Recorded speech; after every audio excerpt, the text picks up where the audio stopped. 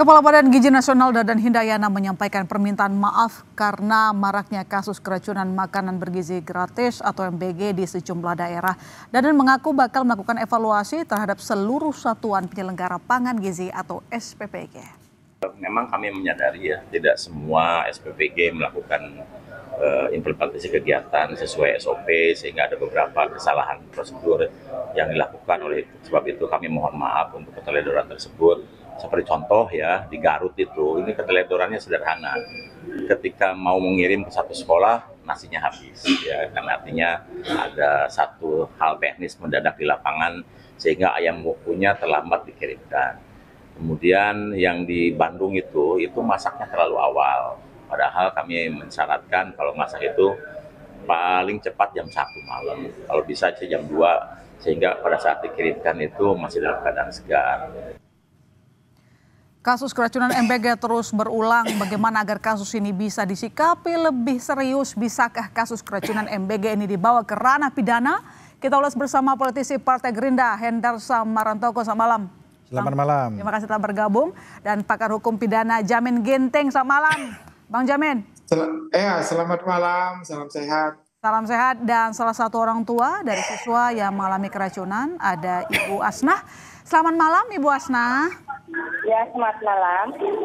Sehat ya, Bu? Ya. Ibu, saya mau nanya Ibu dulu. Gimana kondisi anak Ibu sekarang, Bu? Alhamdulillah agak membaik. Cuman terkadang masih sesek, masih sakit perutnya, masih sesek.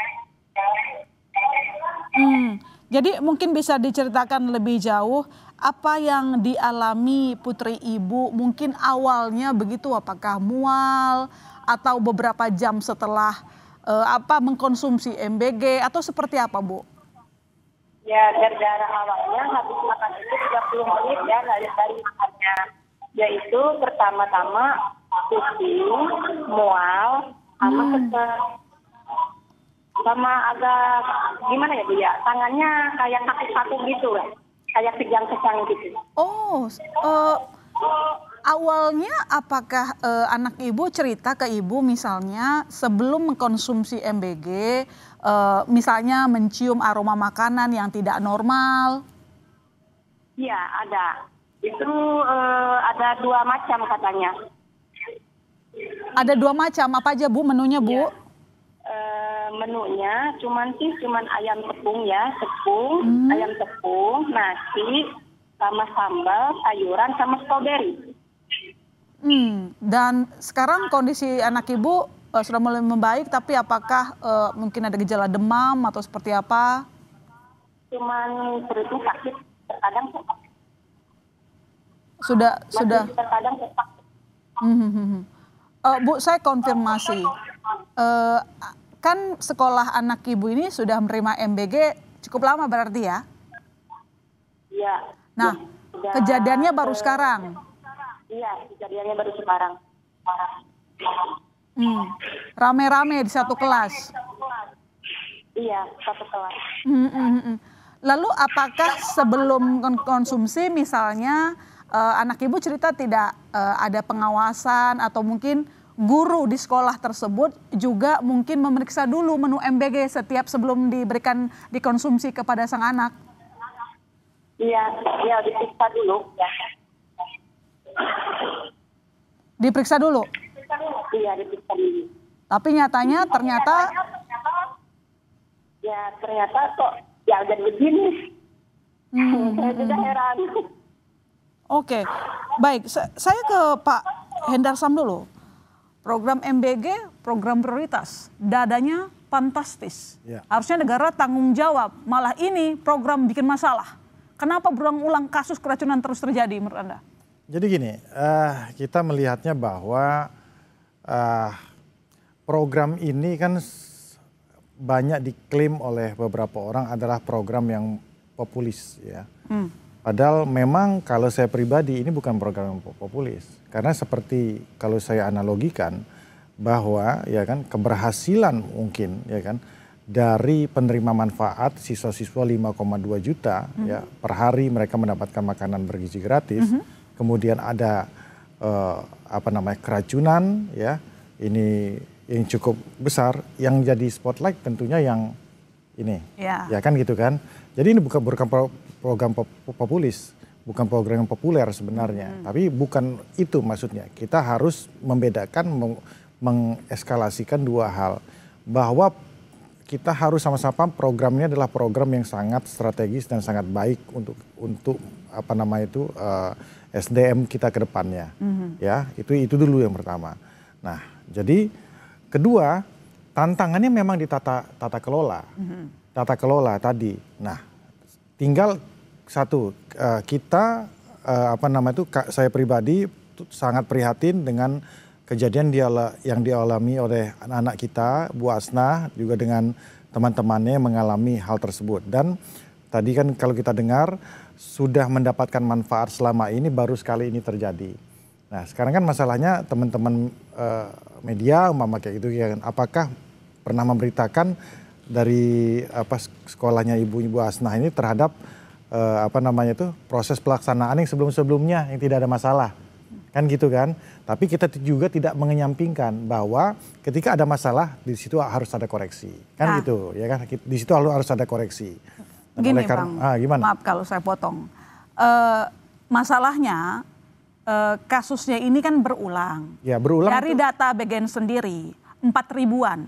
Dari Kepala Staf Kepresidenan lebih dari 5.000-an. Ya. Jadi ini bukan angka yang kecil. Ketika kita berani mengatakan bahwa memberikan gizi kepada anak-anak, tapi yang terjadi justru sebaliknya. Saya rasa jangan diringankan gitu loh Bang. Makanya pertanyaan kayak gini, berulang itu di satu tempat, di tempat Bu Asnah ini sudah berulang, atau di tempat lain. Jadi berkata-kata berulang itu, ya kan, kalau berulang di satu di Bandung dapur, agak berulang sih Bang. Ya enggak, maksud saya satu dapur.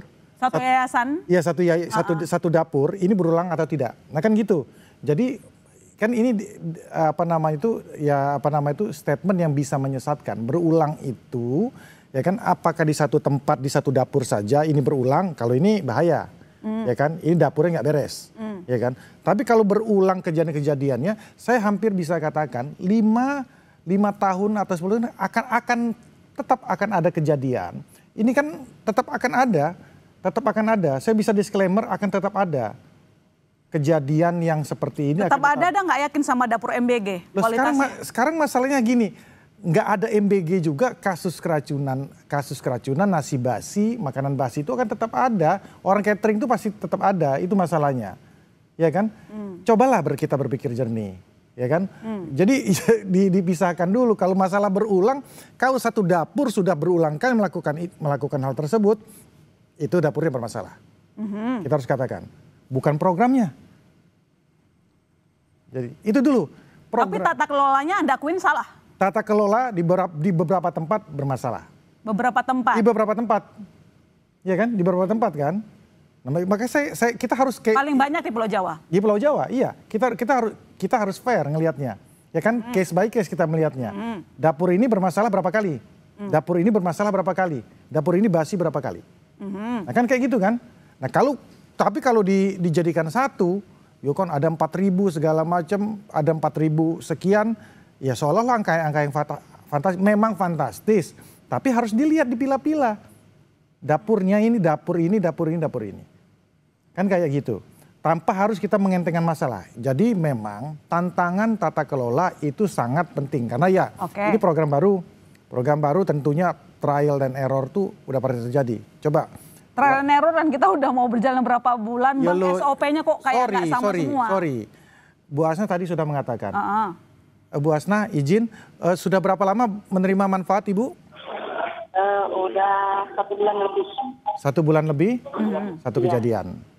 Nah sekarang pertanyaannya, apakah dari teman-teman media yang 1 bulan 30 hari, yang 29 hari tidak ada apa-apa, apakah itu menjadi kan kita memberitakan sebuah program yang perlu dievaluasi Bang. Ya iya, makanya dari itu kan kita harus fair juga dong ngelihatnya. Iya. Kita harus fair ada yang baik tadi kita beritakan kok. Nah, tadi. Ada yang inspiratif kita beritakan, kita angkat bahwa program ini kan cita-citanya baik dari awal. Ya, betul. Tapi masanya faktanya kan ini yang terjadi. Nanti saya ke Bang Henresman lagi, saya ke Bang Jamin. Bang Jamin, program prioritas pemerintah bermasalah, meski tadi saya dikoreksi soal jangan bilang berulang, tapi ya berulang di beberapa wilayah. Iya, diulang di beberapa wilayah. Ya, siapa yang harus bertanggung jawab, Bang Jamin?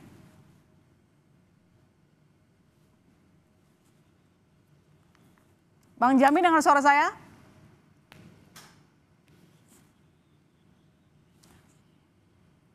Kalau enggak saya aja. Oke, baik. Bang Hendra Sam, jadi kalau misalnya kita... Ya, begini ya. Oh, silakan. Harusnya, ya, mendengar. Silakan, aman. Silakan, lanjut Bang. Suara terdengar nggak? Terdengar Bang, jelas.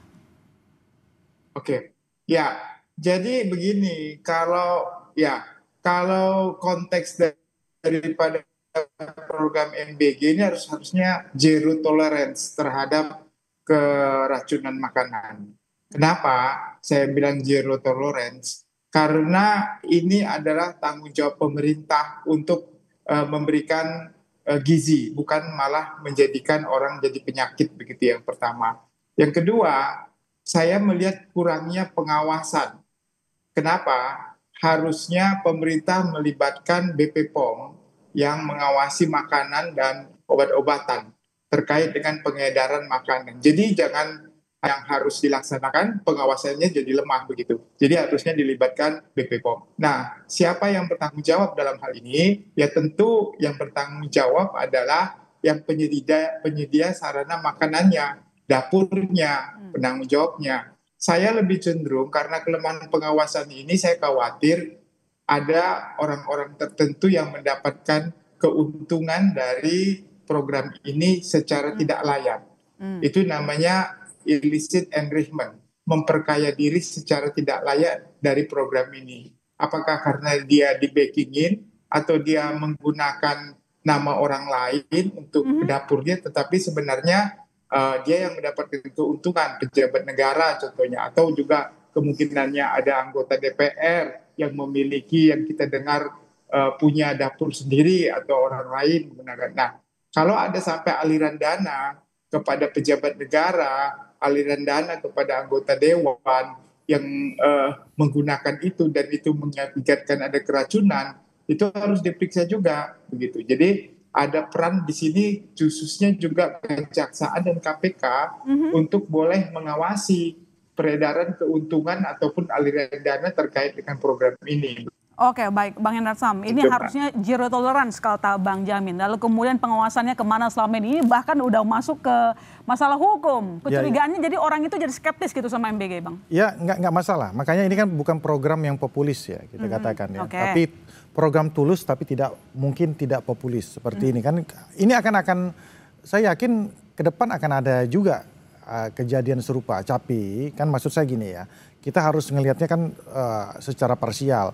Jika memang di dapur tersebut, ya di titik tersebut itu bermasalah, di dapur dan titik tersebut secara khusus harus dievaluasi. Itu dulu, ya kan. Kemudian ke atas harus ada evaluasi benar seperti oleh Bang Jamin tadi, ya evaluasi di atas mengenai masalah pengawasan. Mau itu dari BP POM, kemudian ada masyarakat, ada bagian pengawas ya kan, dan standar-standar tertentu, sehingga oleh karena itu para penerima manfaat ini yang jumlahnya 5,4 juta, hampir 6 juta itu siswanya ya, belum lagi 600.000 orang yang bekerja di bawah ini, 600.000 orang loh, ya kan, setengah juta lebih yang bekerja untuk ini, sehingga oleh karena itu ekonomi ini bisa berjalan maksimal.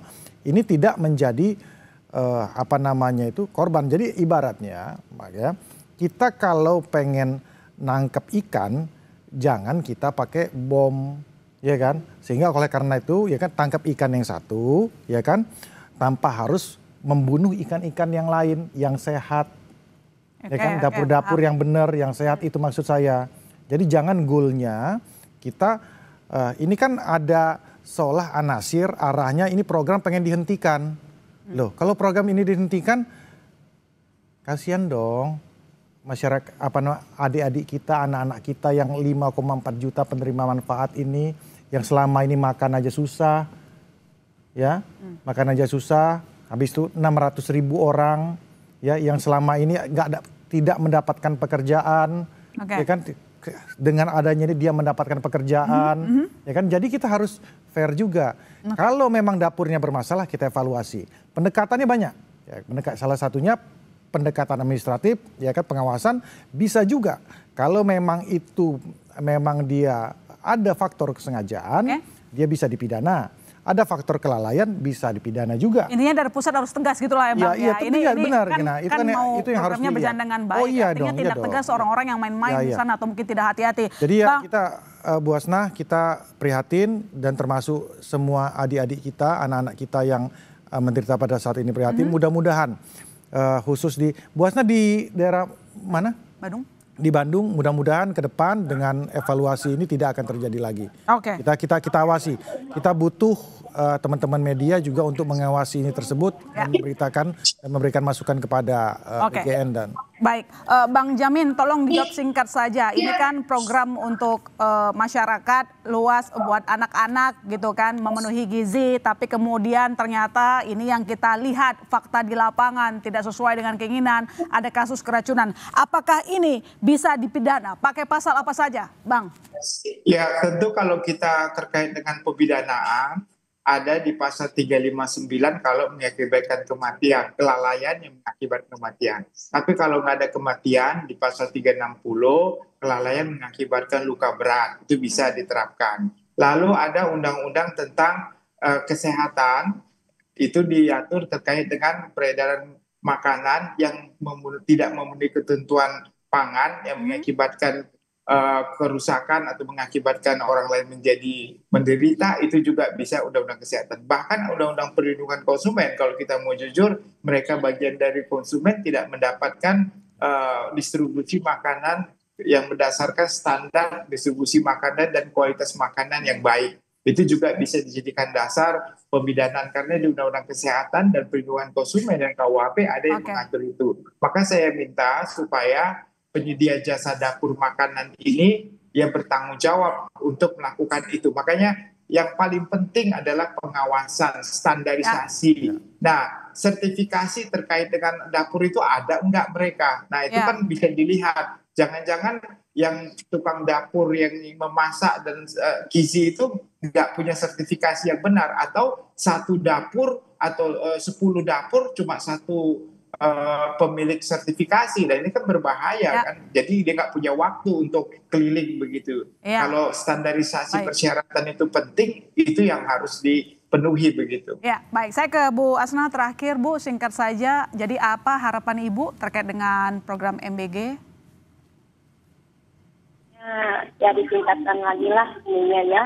Jadi kita selaku orang tua itu jadi was-was. Jadi kita khawatir anak kita terkena lagi, gimana lagi. Anak saya 2 yang terkena. Cuman yang satu alhamdulillah yang masih kecil yang lagi di MI. Ya cuman nggak terlalu parah sama kayak kakaknya gitu. Baik.